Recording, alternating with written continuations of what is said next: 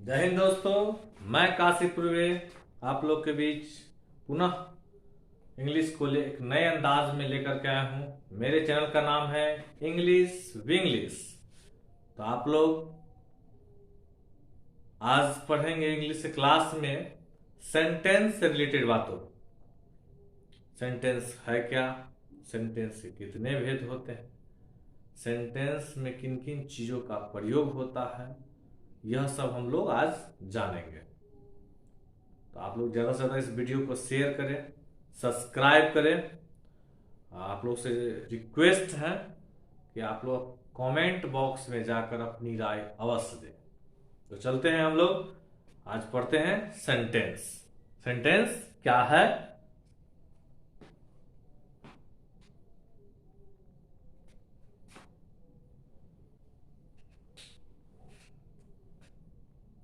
Sentence SENTENCE, sentence यानी वाक्य। यह मेरा टॉपिक है आज। अच्छा, आप लोग बताएंगे, यहां हमने लिखा ए, ए क्या है? तो ए लेटर है, LETTER। यहीं पर हम बोलेंगे एप्पल, APPLE एप्पल। ये क्या है? तो आप बोलिएगा वर्ड है। और यहीं पर हम बोलेंगे कि आई हैव एन एप्पल, तो आप बोलिएगा सेंटेंस है, SENTENCE, सेंटेंस। अर्थात यह हुआ कि आपको देखने को मिला कि लेटर एक अलग अलग पार्ट होता है। वर्ड में क्या होता है? लेटर का एक ग्रुप हो जाता है। और सेंटेंस में क्या होता है? वर्ड का ग्रुप होता है। एक वर्ड यहां तक है, दूसरा वर्ड यहां है, तीसरा वर्ड यहां है और चौथा वर्ड यहां। यानी सेंटेंस में एक से अधिक लेटरों का एक समूह होता है। इसका एक अर्थ होता है। यहां पर आपसे कोई पूछे तो आप बोलिएगा कि वर्ड है। ये भी क्या है? वर्ड है। ये भी क्या है? वर्ड है। ये भी क्या है? वर्ड है। यानी देखा जाए, यहां इस सेंटेंस में 4 वर्ड है, 4 शब्द का प्रयोग किया गया है। और इसका एक अर्थ है कि हमने लिखा आई हैव एन एप्पल, तो इसका एक अर्थ भी निकल रहा है। यहां जो है हम लोग अर्थ निकल रहा है कि मेरे पास एक सेब है। मेरे पास एक सेब है। तो जब ग्रुप ऑफ लेटर तो वर्ड बनता है, और यही ग्रुप ऑफ वर्ड आ जाए तो एक सेंटेंस बनता है। सिर्फ ग्रुप ऑफ वर्ड्स होने से सेंटेंस नहीं होता, उसका अर्थ होना बहुत ही जरूरी है। जैसे मैं आपको बताता हूं कि इसी चीजों, इन्हीं वर्ड को हम इस प्रकार से लिखते हैं। जैसे हमको लिखना है एन हैव आई एप्पल। अब आपसे कोई पूछे तो आप बोलेगा ये वर्ड है, यह भी एक वर्ड है, यह भी एक वर्ड है, और यह भी एक वर्ड है। कुल मिला के यहां देखने को मिला कितने वर्ड है? तो 4 वर्ड है। अब एक बात बताइए, यहां भी 4 वर्ड, यहां भी 4 वर्ड्स, यहां भी 4 वर्ड्स, यहां 4 वर्ड्स, और यहां भी क्या है? 4 वर्ड्स है। ठीक है, लेकिन इसका कोई अर्थ नहीं है। ये अर्थ विहीन है, कोई अर्थ नहीं, कोई सार्थक अर्थ नहीं है।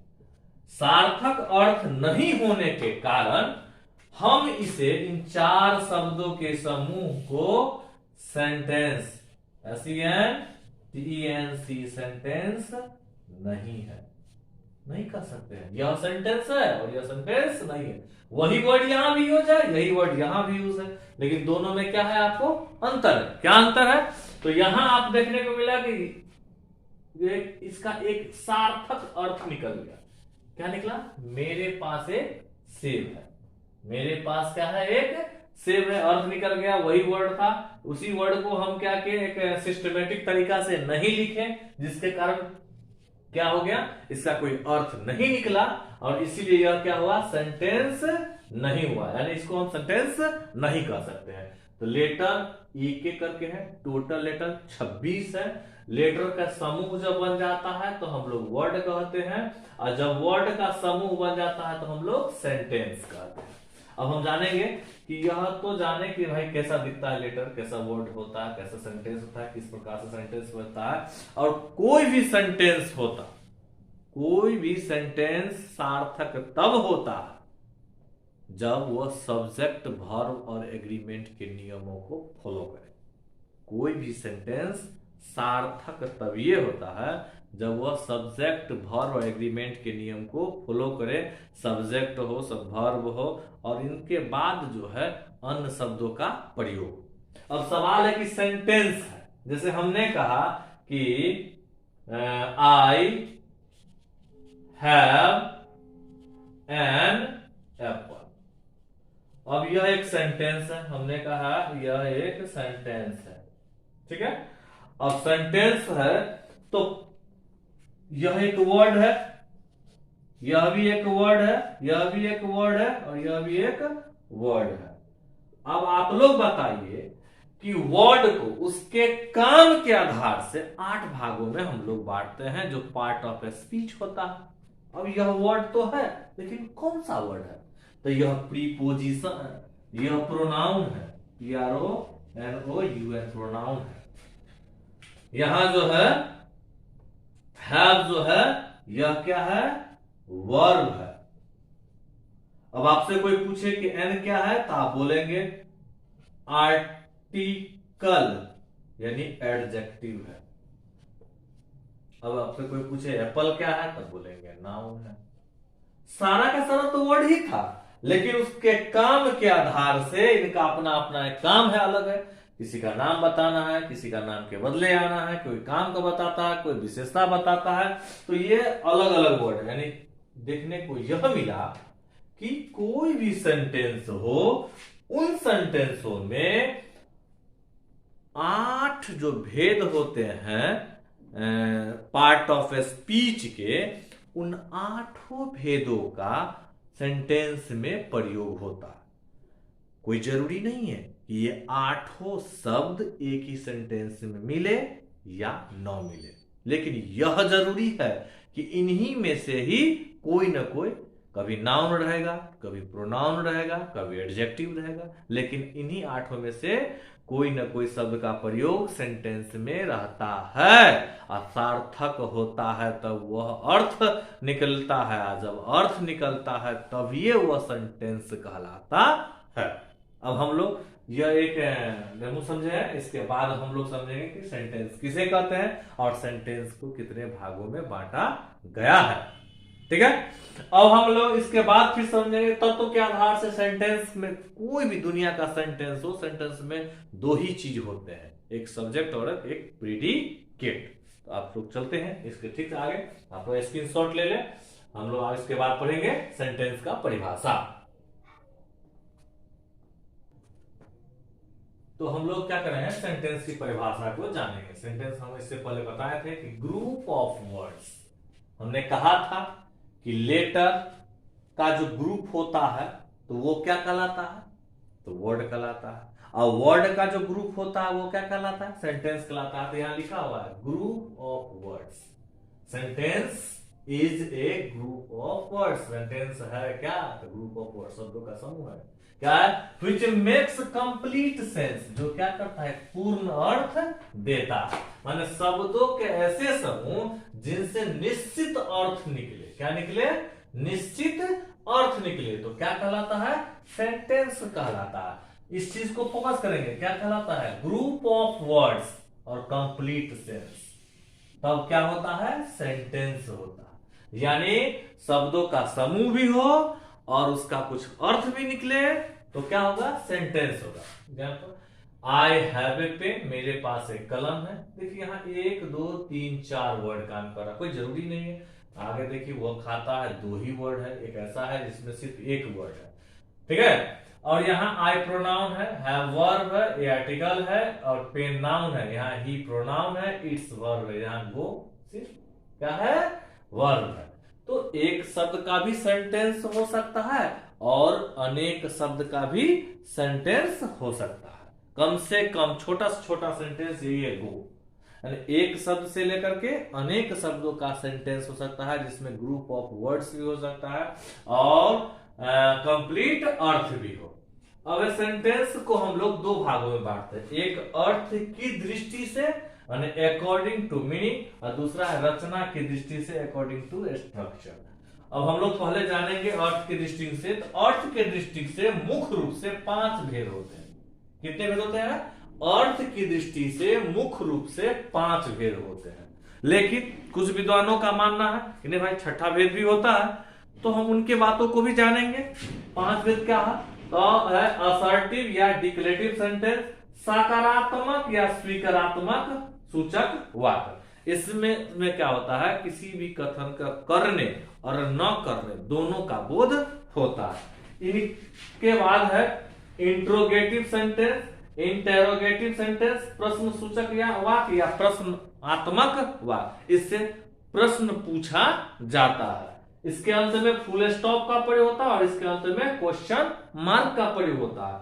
अगला है इंपरेटिव सेंटेंस, आशा सूचक वाक्य, इसमें आज्ञा लेना, आज्ञा देना का बोध होता है, इसके अंत में भी फुल स्टॉप का प्रयोग होता है। इसके बाद है चौथा है ऑप्टेटिव सेंटेंस, इच्छा या आशीर्वाद। जब किसी को हम आशीर्वाद देते हैं चिरंजीवी भव, या किसी को हम श्राप देते हैं कि गो टू हेल, झन्नू में जाओ, तो ऐसे वाक्य को हम ऑप्टेटिव सेंटेंस के अंतर्गत रखते हैं। इसको इच्छा या आशीर्वाद सूचक वाक्य कहते हैं। और चौथा है एक्सक्लामेटरी सेंटेंस, विस्मयादि बोधक वाक्य, इससे आश्चर्य का बोध होता है, ये फीलिंग करने की बात होती है। अब किसी लड़की को देख रहे हैं बहुत ही सुंदर, तो वाह व्हाट ए ब्यूटीफुल गर्ल, मैंने अपने आप को दिख रहा है कि उससे सुंदर हमने कभी देखा ही नहीं है, आश्चर्य हो रहा। तो ऐसे मनो विकार जो माथा में उत्पन्न हो, वैसे वाक्य को जो है एक्सक्लामेटरी सेंटेंस कहते हैं। इसके अंत में एक्सक्लामेशन मार्क का प्रयोग होता है। पुनः एक बार देखेंगे, असर्टिव में फुल स्टॉप का प्रयोग होता है, इंट्रोगेटिव में क्वेश्चन मार्क का प्रयोग होता है, इंपरेटिव में फुल स्टॉप होता है, ऑप्टेटिव में फुल स्टॉप होता है, और एक्सक्लामेटरी में आपको जो है एक्सक्लामेशन मार्क का प्रयोग होता है। अब है असर्टिव सेंटेंस के 2 भेद होते हैं, अफर्मेटिव सेंटेंस स्वीकारात्मक वाक्य, नेगेटिव सेंटेंस नकारात्मक वाक्य। यानी असर्टिव में स्वीकारात्मक वाक्य का भी बोध होता है और नकारात्मक बात का भी बोध होता है। काम का होना और काम का नहीं होना, जैसे मैं गरीब हूं अब मैं गरीब नहीं हूं, ये दोनों के दोनों वाक्य असर्टिव सेंटेंस के अंतर्गत आता है। लेकिन इसी को हम आगे बढ़ते हैं, 2 भाग में बांटते हैं। तो मैं गरीब हूं हो जाता है अफर्मेटिव सेंटेंस, और मैं गरीब नहीं हूं हो जाता है निगेटिव सेंटेंस। अब कुछ विद्वानों का मानना था कि सेंटेंस के 6 भेद होते हैं, तो वो छठा भेद है आपको एम्फैटिक सेंटेंस, जिसको हम प्रभावकारी वाक्य या जोरदार वाक्य कहते हैं। इसी प्रकार से हम लोग आगे पढ़ेंगे रचना की दृष्टि से सेंटेंस के भेद। रचना की दृष्टि से सेंटेंस के 3 भेद होते हैं मुख्य रूप से, उसमें भी एक भेद ऐसा है जो चौथा भेद कहलाता है कुछ विद्वानों के अनुसार। तो 3 भेद कौन कौन सा है, आगे हम लोग पढ़ते हैं। तो हम लोग अब रचना की दृष्टि से सेंटेंस के भेद को जानेंगे। तो रचना की दृष्टि से मुख्य रूप से 3 भेद होते हैं, जिसमें पहला भेद है आपको simple sentence, SIMPLE, simple sentence, SENTENCE। हम लोग इसको सिंपल सेंटेंस कहते हैं। साधारण साधारण वाक्य या सरल वाक्य। इसके बाद है दूसरा वाक्य है आपको compound sentence, compound sentence, SENTENC sentence, compound sentence. इसको हम लोग संयुक्त, कंपाउंड का मतलब ही होता है जो जुड़ा हुआ हो, ठीक है, तो संयुक्त वाक्य कहते हैं। संयुक्त वाक्य कहते हैं। और तीसरा है कॉम्प्लेक्स सेंटेंस, SENTENCE,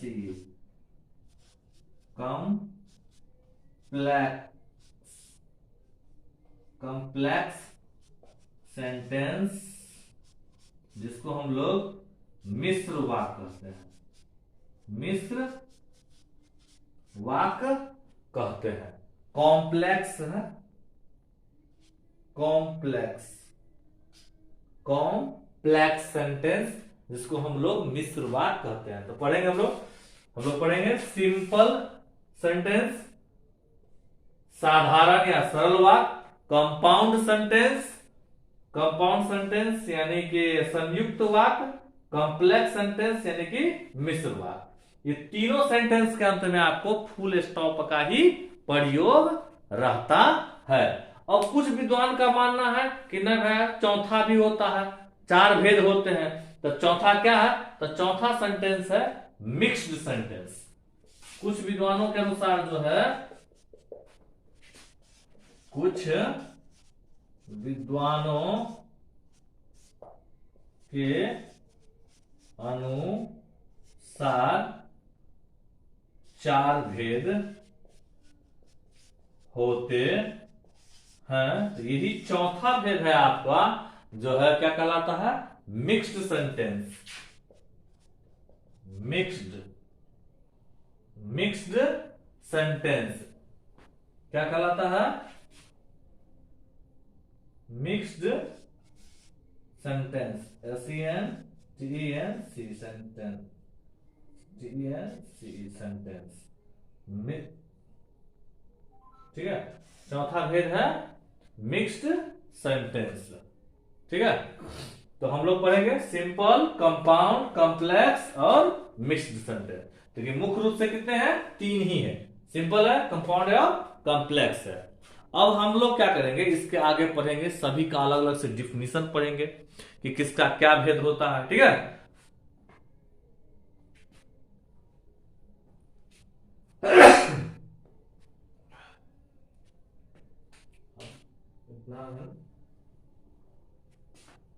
क्या है, इसके आगे अगले वीडियो में पढ़ेंगे, सबका डिफिनीशन पढ़ेंगे, फिर उनका एग्जाम्पल पढ़ेंगे, उनका वेद पढ़ेंगे। तो आप लोग ज्यादा से ज्यादा इस वीडियो को शेयर करेंगे, सब्सक्राइब करेंगे। मेरे चैनल का नाम है इंग्लिश विंग्लिश।